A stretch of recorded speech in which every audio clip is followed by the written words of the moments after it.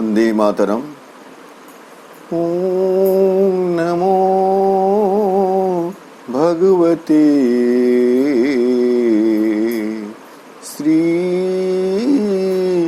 अरविंदाय।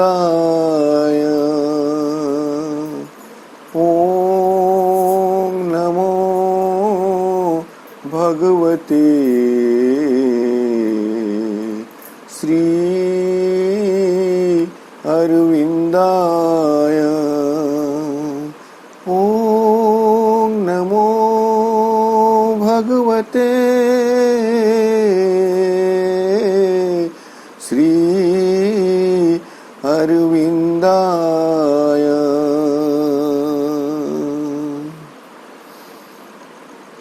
नमामि श्रीमातृमीरा अरविंदो। सावित्री अध्ययन कार्यक्रम रे अंशग्रहण करिथिबा सम्मान स्पद समस्त भाई अपा, सावित्री महाकाव्य द्वितीय पर्व the book of the traveller of the world's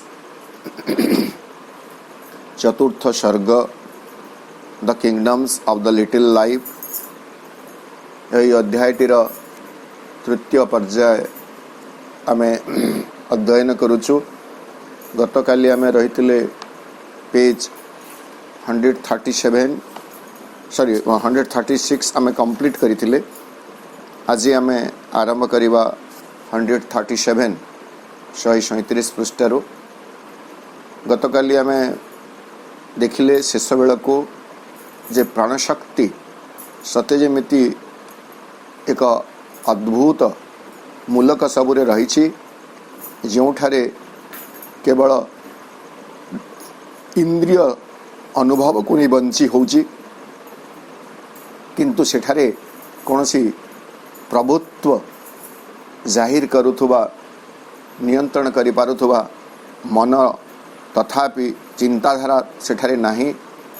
but mastering thought was not, कौनसी कारण नहीं, कौनसी शासन विधि नहीं, केवल एक अबोध शिशु आनंद सकाशे जेमिति क्रंदन आनंद पाई खेलना सकाशे जेमिति क्रंदन करुथाए, ठीक से भली गोटे रुक्ष हृदय रही, क्रूड चाइल्ड हार्ट। मन सेठारे फ्लिकरिंग अस्थिर अवस्था रे रही, डिजॉर्डर इन्फ्लेंट ग्लो। सब कथा आमे गतकाली देखिथिले एवं जोठारे केवल खाद्योतर बा जुलजुलिया पोकर आलोक को एक पथ प्रदर्शनकारी सूर्य भाव में ग्रहण करा जाई थाए, से बेले अवस्था रे प्राणशक्ति रही। आज आमे आग को जीवा 137 पृष्ठ। This blindfold force could place no thinking step. Asking for light, she followed darkness clue. प्राणशक्ति को एठारे कहा गला दिस blindfold force।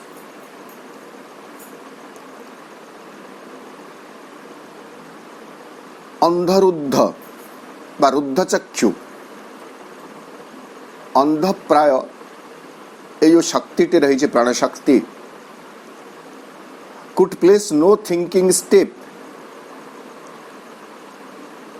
से एक चिंता सम्मत पदक्षेप नहीं पारु नहीं बा नेबा पाई असमर्थ। अर्थात आमे जो को हाथे मापी चाखंडी चलिवा, भाभी चिंती चलिवा, यही भली किसी नथिला। रैंडमली सेठारे प्राणशक्ति तार गतिधारा को जाहिर रखी, चिंता करी कौनसी पदक्षेप नहीं पारु नहीं, जेहेतु ताहा थिला रुद्ध चक्षुर एक सूर्य, रुद्ध चक्षुर एक शक्ति, भावना विरहित, चिंता विरहित प्राणशक्ति तार अस्थिर पदक्षेप सेठारे पकई चलथिला। आस्किंग फॉर लाइट दाबी तार थिला आलोक सकाशे किंतु सी फॉलो डार्कनेस क्लू किंतु अनुसरण करुछि काहाकू अंधकार विधान को एभली गोटे विरोधाभास रही एवं आलोक अन्वेषी प्राण अंधकार विधान को अनुसरण करी से सेठारे तिष्ठि रही से जगत रे एई जगत रे वर्तमान अश्वपति अछंती एवं प्राणर एभली गोटे विचित्र स्थिति से देखुछंती।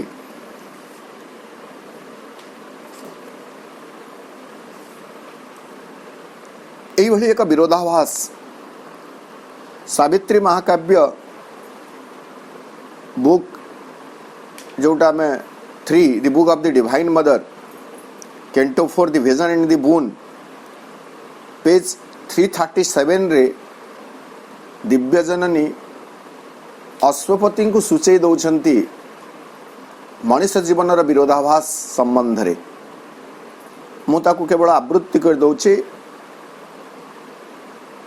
एक दीर्घ वाक्य रे मनुष्य भितर जो विरोधाभास रही से विरोधाभास को से कहते जमी एठारे विरोधाभास रही कौन विरोधाभास नहीं asking for light she follow darkness clue आलोक अन्वेषु बा आलोक उन्मुख प्राण से किंतु चाहूचे विधान अनुसरण करुछि अंधकार 337 पृष्ठ कहले जे मनुष्य होछि link between the demigod and the beast he knows not his own greatness nor his aim. He has forgotten why he has come and whence. His spirit and his members are at war. His heights break up too low to reach the skies. His mass is buried in the animal mire. A strange antinomy is his nature's rule. It आरंभ है विरोधाभास कौन ए riddle of opposites is made his field. Freedom he asks but needs to live in bonds. He has need of darkness to perceive some light and need of grief to feel a little bliss. He has need of death to find a greater life.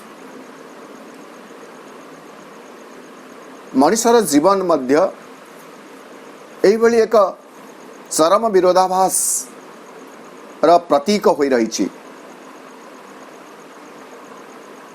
जमिति Shrikrishna को दुर्योधन कहते कौन नहीं जानामि धर्मम नच में प्रवृत्ति जानाम्य अधर्मम नच में निवृत्ति धर्म जानी प्रवृत्ति नहीं अधर्म जानी निवृत्ति नहीं आलोक चाहूची अंधकार भितर बंचिबा को भल पाउची स्वाधीनता चाहे किंतु ताकू बंचिबा सकाशे बंधन दरकार अमरत्व सकाशे मृत्यु दरकार आलोक सकाशे अंधकार दरकार यही भली गोटे विचित्र जीवन मनुष्यर एठारे आमे देखिबा को पाऊ।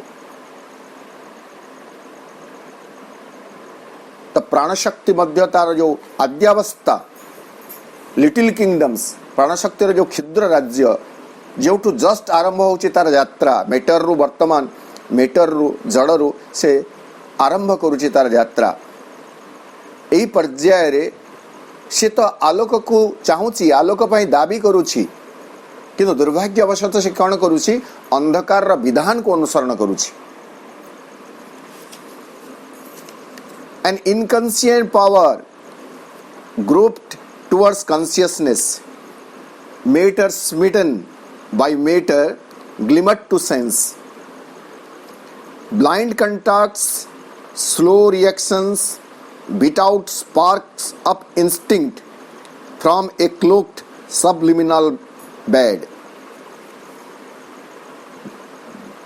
An inconscient power. प्राणशक्ति होची एक निश्चेतन शक्ति चेतनता भितर संपूर्ण भाव में कार्यकारी करी नहीं।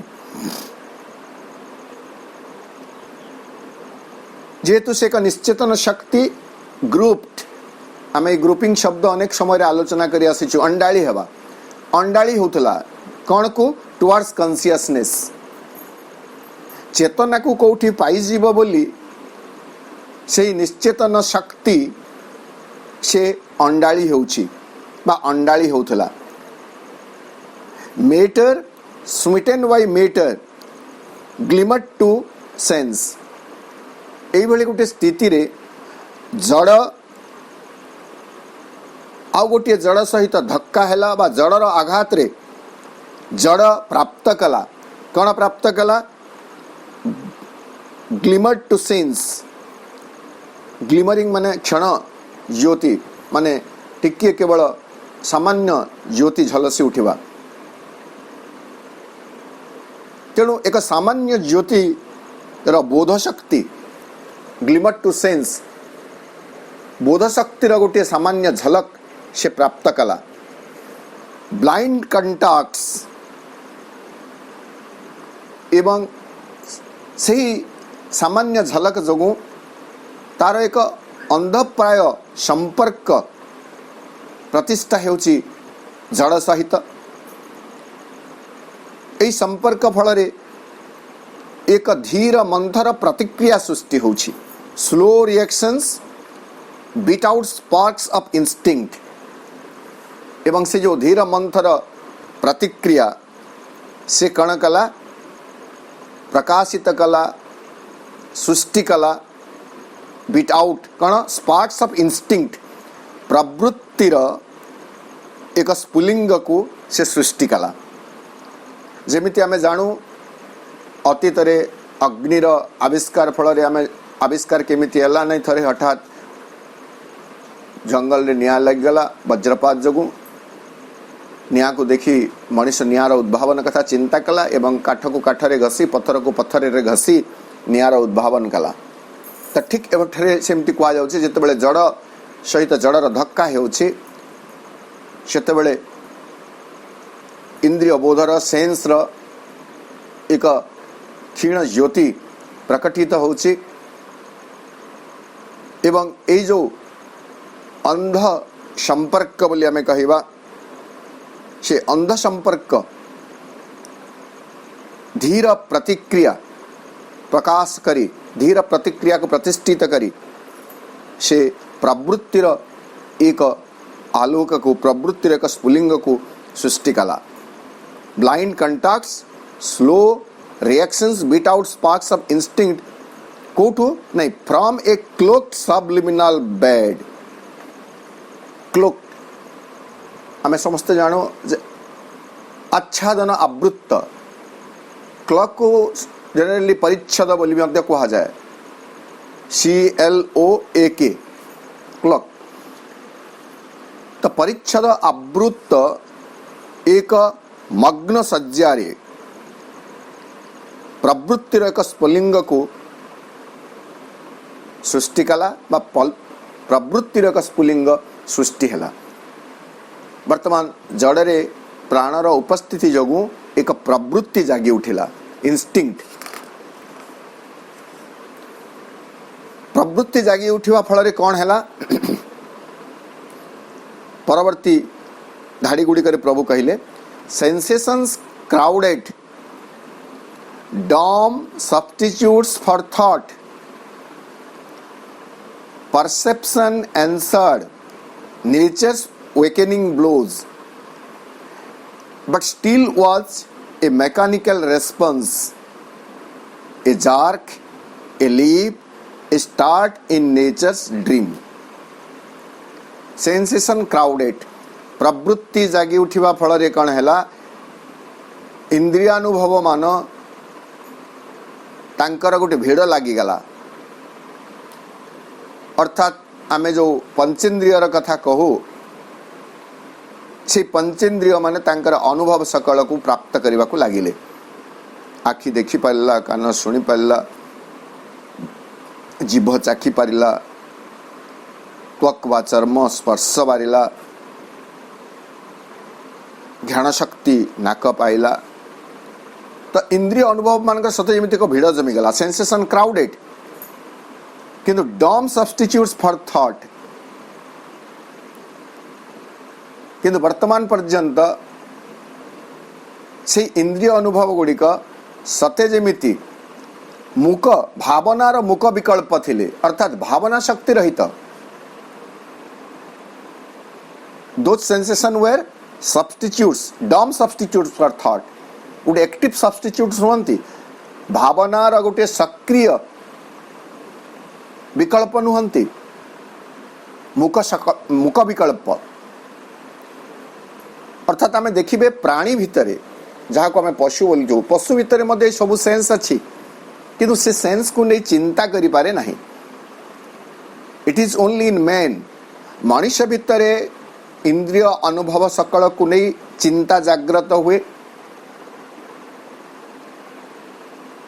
तेणुक प्रभु एठारे कहले जे वर्तमान जो इंस्टिंक्टर जागरण है प्रवृत्तिर जो उद्भव है तार परिणाम स्वरूप इंद्रिय अनुभव मानकर गोटे भिड़ लगिगला सेंसेशन क्राउडेड किंतु से सेंसेशन गुड़ाक है चिंतार बा भावनार एक मूक विकल्प अर्थात भावना को से प्रकटित करि पारु नाही प्रकाशित करि पारु नाही परसेप्शन एंसर्ड परसेप्शन परसेप्शन आम जानू प्रत्यक्ष बोध गोटे कौन सी किसी को लक्ष्य करवा स्पष्ट भाव में बुझी पारिबार जो प्रत्यक्ष बोध ताकू परसेप्शन कहा जाए तो परसेप्शन बा प्रत्यक्ष बोध एंसर्ड प्रत्युत्तर देला कहा को नेचर्स वेकेनिंग ब्लोज प्रकृतिर से जो जागृति सकाशे जो प्रहार बा आघात ताकू प्रत्यक्ष बोध उत्तर देला अर्थात सेंसेशन मानकर गोटे प्रत्यक्ष बोध है फल प्राण चेतना टिके जागृत है एठारे आम देखिए नेचर्स वेकेनिंग ब्लोज शोईथिबा जन को जगई देवा पई जेमिति किछि किछि प्रयास करा जाए तेणु जड़ भितर प्राणर विकास एवं प्राण को सक्रिय सचल करने सकाशे सते जमिति प्रकृतिर एक प्रचंड आघात थिला एवं से प्रकृतिर प्रचंड आघात फल एक प्रत्यक्ष बोधर सृष्टि है perception answered nature's awakening blows but still किंतु तथापि कौन वाज ए मेकानिकल रेस्पॉन्स यह एक यांत्रिक प्रत्युत्तर थिला यांत्रिक प्रतिस्पंदन थिला चेतन जेहेतु it was divide of thought आम पूर्वर देखिले कौन नहीं इट वाज डम सब्स्टिट्यूट फॉर थॉट यह भावना विरहित जेमिति मु कहे जे पशु को गोटे पशु पाखरे गोटे क्षत अच्छी पशु कोठी गोटे आघात पाइला आघात जनित जंत्रणा तार रहिबो किंतु से जंत्रणा को से प्रकटित करि पारु नाही प्रकाशित करि पारु नाही से जंत्रणा को सेमिति सही जाउछि किंतु मनुष्यर पादरे गोटे कंटा फुटी गले से कंटा फुटिबा को नै व्याख्या करूछि अनेक कथा चिंता करूछि टिटानस कथा चिंता करूछि एंटीबायोटिक कथा चिंता करूछि पेन किलर कथा चिंता करूछि तो से दृष्टि आम देखिए जे but still was a mechanical response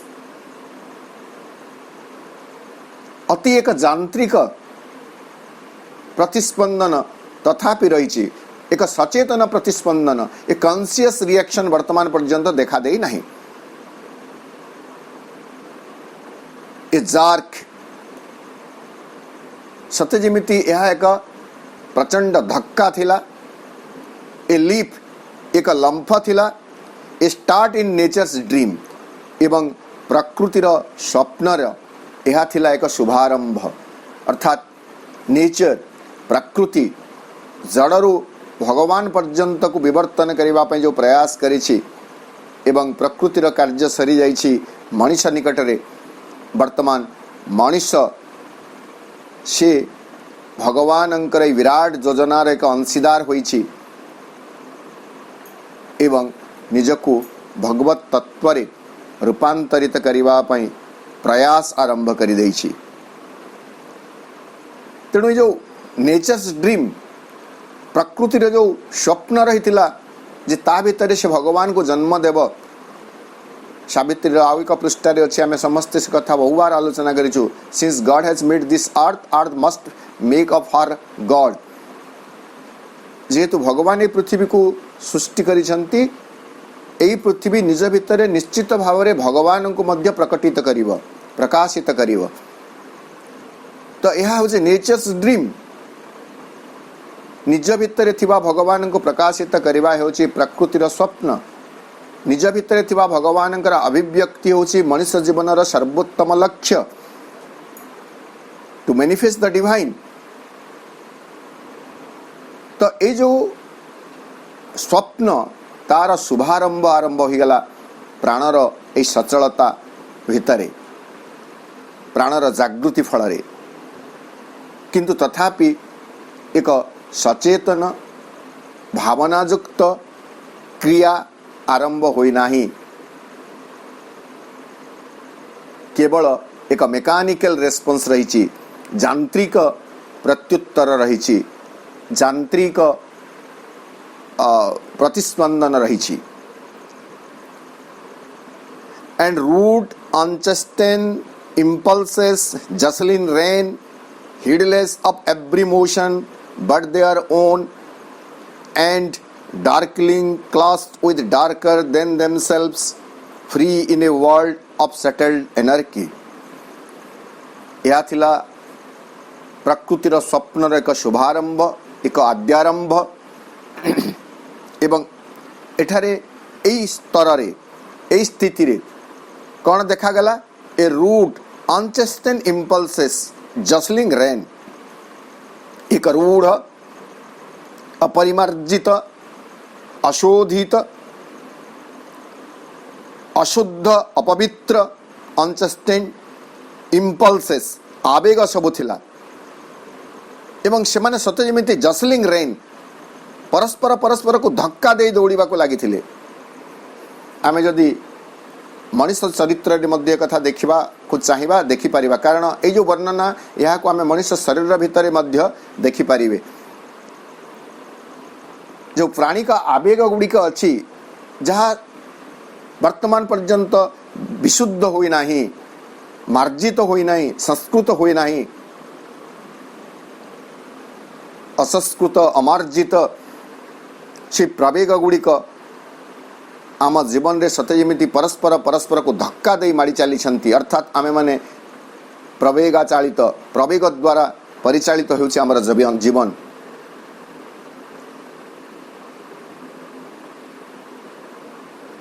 तो एई भली गोटे स्थिति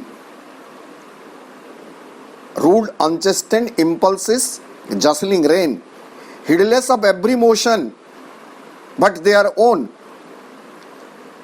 केवल प्रत्येक आवेग केवल तार धाराटी को तार प्रवाहटी को तार गतिटी को छाड़ीदेले अन्य कहार गति को से आदौ दृष्टि भी दौ नहीं। Heedless of every motion but they our own से केवल निज कथा गोटे आवेग केवल ता निज कथा चिंता करुछि आउ का कथा चिंता करू नहीं।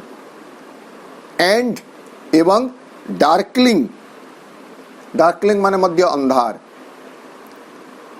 एवं अंधार बा अंधकार classed with darker then themselves निज ठारो आउ एक महत्तर अंधकार बा आउ एक गाढ़तर अंधकार सहित सेठारे तार संघर्ष चली free in a world of settled anarchy. चमत्कार कथाटी एठारे प्रभु कहले जे ए जो जगत एटा होचे सेटल्ड एनार्की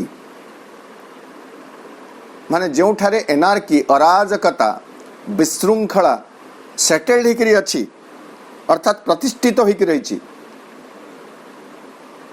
तो प्रतिष्ठित सुव्यवस्थित अराजकतार राज्य रे से माने सते जेमिति समस्ते स्वाधीन free in a world of settled anarchy प्राणर आवेग एई भली भाबरे एई जगत रे तिष्ठि रहितिला। The need to exist, the instinct to survive, engross the tense, precarious moments will, and an unseen desire filled out for food. एई भली परिस्थिति रे हला कण the need to exist केवल रहितिला अस्तित्वर एक प्रयोजन, तिष्ठि रहिबार एक आवश्यकता। The instinct to survive engrossed एवं सेठारे कौन रहितिला ना the instinct to survive बंची रहिबार गोटे सहजात प्रवृत्ति सते जेमिति सेठारे आक्रांत कर रखितिला, engrossed लिप्त करी रखितिला, संपृक्त करी रखितिला काहाकू the tense precarious moments will मुहूर्तर संकल्प को। से मुहूर्तर संकल्प केमिति टेंस उत्तेजनापूर्ण उत्कंठापूर्ण प्रिकारियस विपज्जनक उत्तेजनापूर्ण विपज्जनक मुहूर्तर संकल्प सेठारे प्राणधारा को सते जेमिति लिप्त करी रखिथिला, संपृक्त करी रखिथिला, एनग्रॉस्ड पूरा तल्लीन करी रखिबा एवं सेठारे रहितिला एंड अनसिंग डिजायर फील्ड एक न दृष्ट दृष्टिहीन जी देखि पारु नाही सेई भली एक कामना जागी उठिला एवं तिष्ठि रहिबा सकाशे से खोजिला खाद्य। खाद्य कहले आमे मटेरियल फूड कथा चिंता करिबा नाही, माने से केमिति तिष्ठि रहिबा, प्राण तिष्ठि रहिबा पई एक खाद्य र आवश्यकता रही, से खोजी बुल्ला खाद्य। The ghosts of nature were the only law. The ghosts of nature were the only law.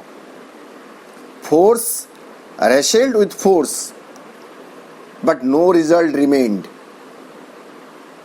Only were achieved a nascent grasp and drive, and feelings and instincts, knowing not their source.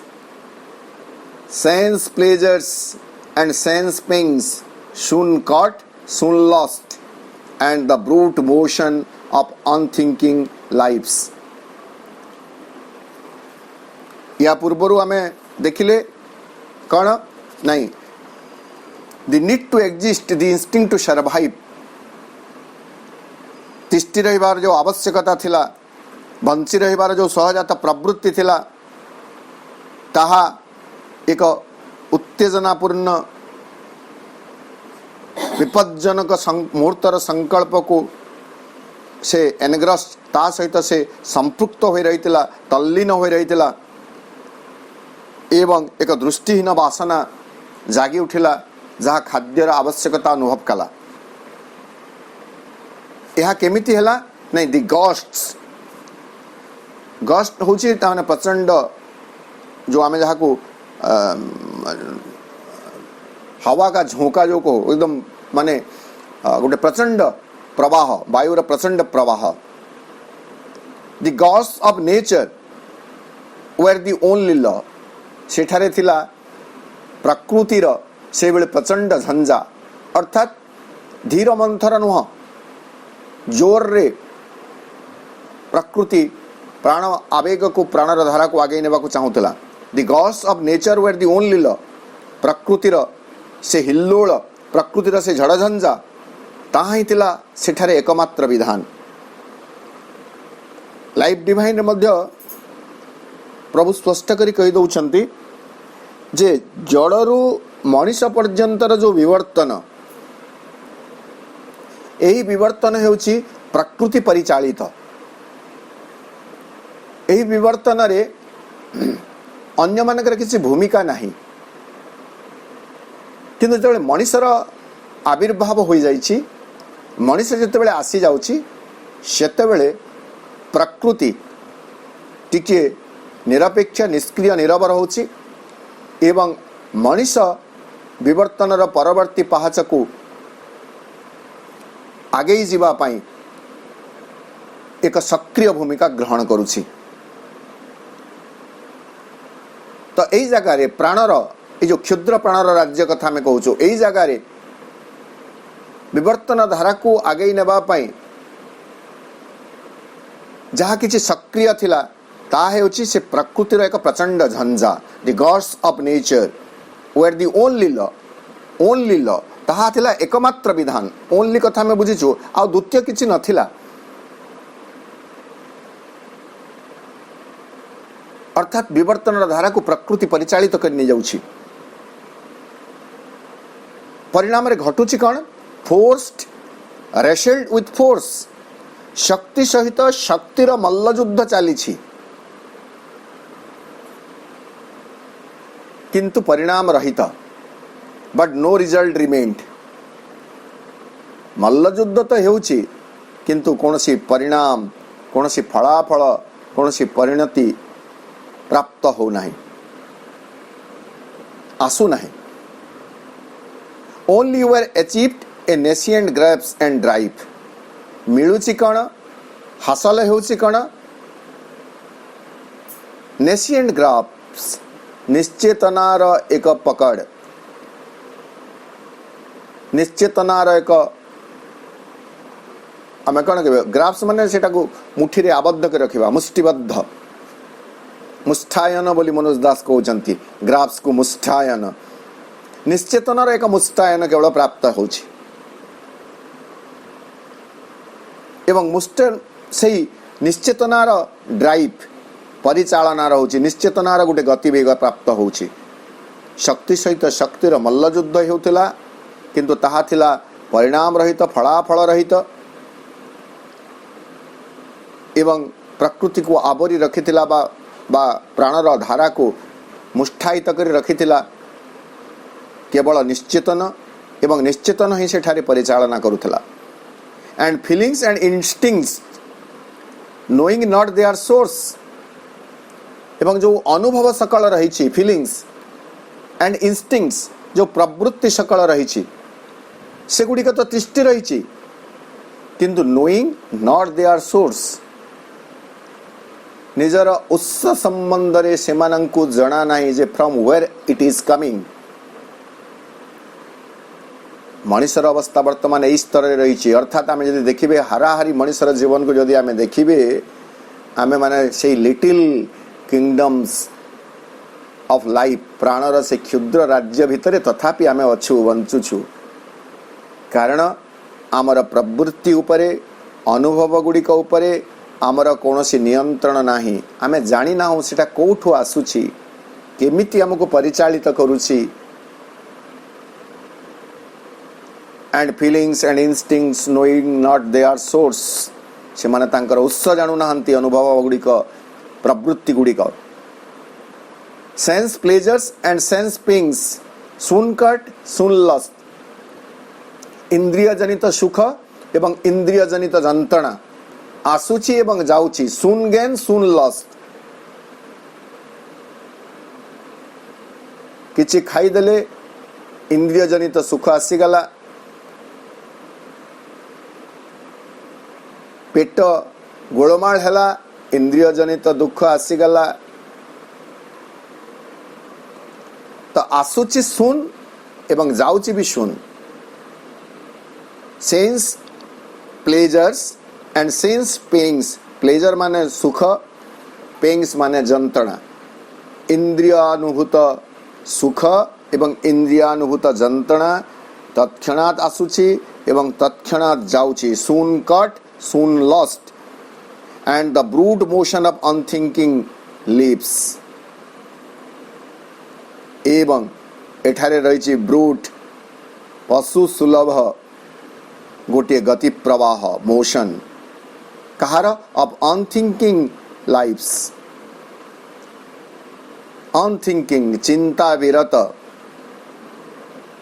एक गति प्रवाह एठारे केवल तिष्ठि रही lives and the brute motion of unthinking lives चिंताहीन जीवन रो केवल एक पशु सुलभ गतिवृत्ति एठारे देखा जाउथला।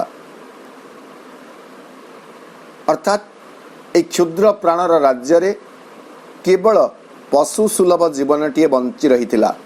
पशु सुलभ जीवन कौन आम बारंबार आमर से जो प्रवाद रही पारंपरिक प्रवाद से प्रवाद को अनुसरण कर आम बहु बार आलोचना करूँ जे आहार निद्रा भय मैथुन सामान्य एतत् पशु भी नारायण आहार निद्रा भय मैथुन यह हूँ पशु सुलभ जीवन एवं यह प्रकृति एवं प्रवृत्ति द्वारा ताड़ित। भोक है खाइला मैथुन गोटे स्वाभाविक क्रिया संपादन कला थकी पड़ा शोई पड़ा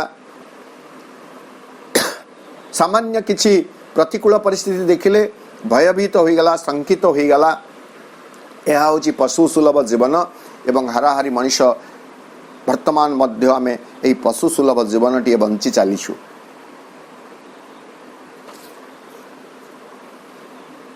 It was a vain, unnecessary world whose will to be brought poor and sad results and meaningless suffering and a grey unease.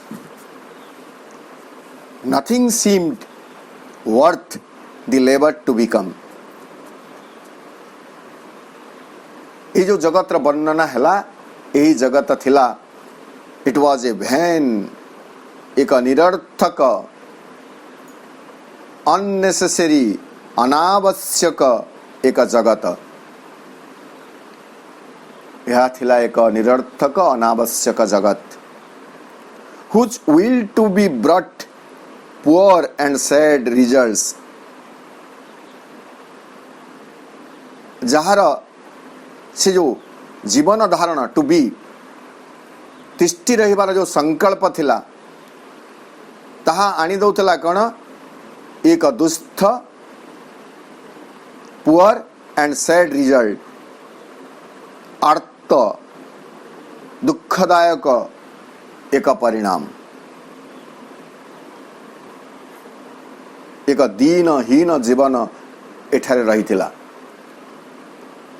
and meaningless suffering and a grey unease अर्थहीन निरर्थक जंत्रणा भोग एठारे सार होई रही थिला एवं एठारे थिला ए ग्रे अनईज एक अस्पष्ट अस्वस्थि एक विषर्ण अस्वस्थि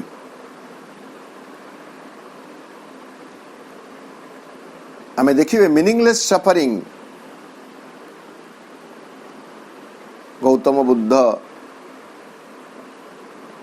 एक सत्य स्वरूप यह को प्राप्त कले ज्ञात हेले कण the world is full of sorrows and sufferings नहीं आमको यह मीनिंगलेस भली लागुछि we are growing old we are suffering diseases we are facing death ultimately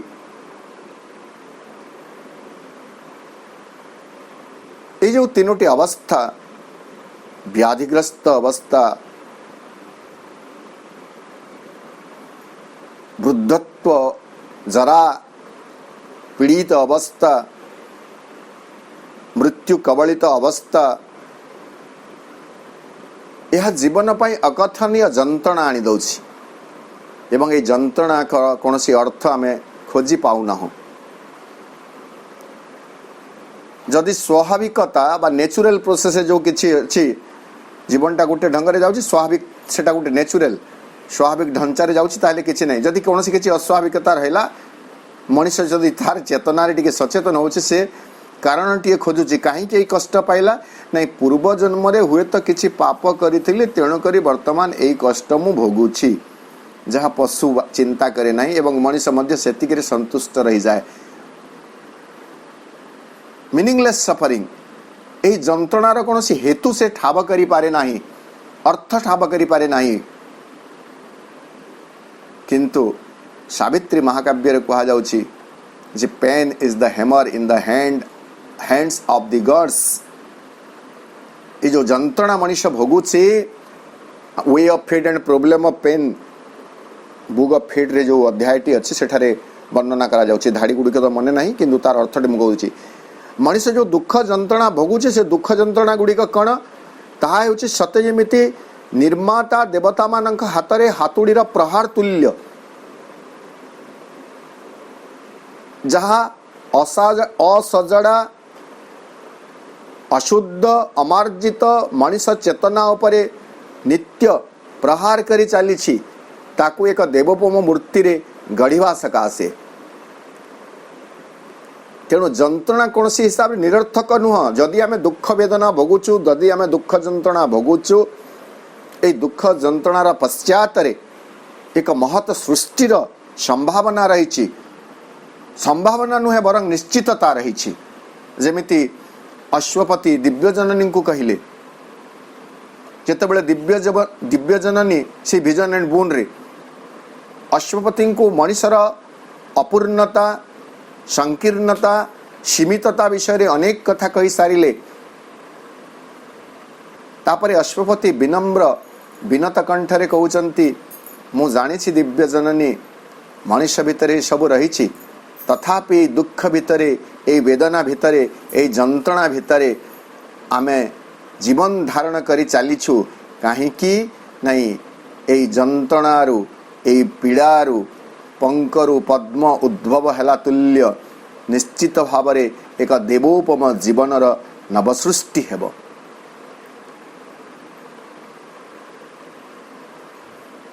এইটা সিনা মଣିଷ ଚେତନାର କଥା, କିନ୍ତୁ ସେ ଯେଉଁ ଜଡ଼ ଚେତନାର କଥା ଥିଲା, ଯେଉଁ ଜାଗାରେ ପ୍ରାଣର ଆଦ୍ୟାରମ୍ଭ ହେଉଛି, ସେଇ ଜାଗାରେ ସତେ ଯେମିତି ସଫରିଂ ଥିଲା, କିନ୍ତୁ ମିନିଂଲେସ୍, ନିରର୍ଥକ ଏକ ଯନ୍ତ୍ରଣା। ଗ୍ରେ ଅନିଜ୍, ଏକ ଅସ୍ପଷ୍ଟ ଅସ୍ପସ୍ତି, ଏକ ବିଷର୍ଣ୍ଣ ଅସ୍ପସ୍ତି ରହିଥିଲା। ନଥିଂ ସିମ୍ଡ ୱର୍ଥ, ଏଠାରେ କିଛି ସତେ ଯେମିତି ମୂଲ୍ୟବାନ ମନେ ହେଉନଥିଲା। ଦି ଲେବର ଟୁ ବିକମ୍, ହୋଇ ଉଠିବା ପାଇଁ ଯେଉଁ ପରିଶ୍ରମ କରାଯାଉଥିଲା, ତାର ଯୋଗ୍ୟ ଏଠାରେ କିଛି ବି ହେଉନଥିଲା।